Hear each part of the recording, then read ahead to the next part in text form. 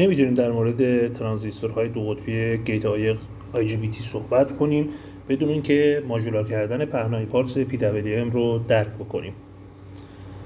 یک سیگنال ورودی آنالوگ رو میتونیم با ایجاد پالس های با پهنای متغیر که نشانگر دامنه اون هستش ماژوله بکنیم. در یک خلاصه کوتاه PWM راهی هستش برای کنترل سیگنال های آنالوگ با یک خروجی دیجیتال.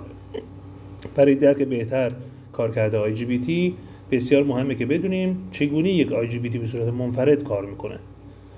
در ساده ترین سطح یک ترانزیستور دو قطبی گیت عایق یک سوئیچه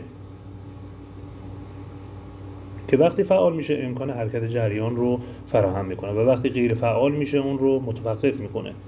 اما باید به یاد داشت که اونها امکان خاموش روشن شدن رو برای چندین هزار بار در ثانیه دارن. IGBT یک دستگاه حالت پایداره که هیچ قطعه متحرکی نداره.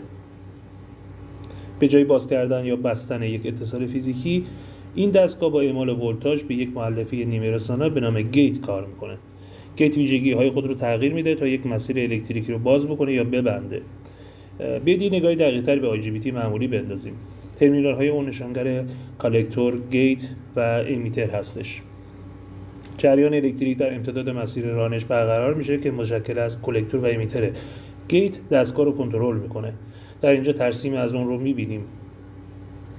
IGBT مثل یک سوئیچ عمل میکنه.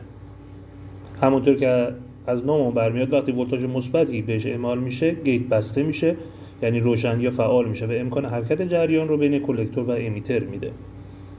اگر ولتاژ کافی اعمال نشه گیت باز میشه، یعنی خاموش یا غیر فعال میشه و از ایجاد جریان بین کلکتور و امیتر جلوگیری میکنه.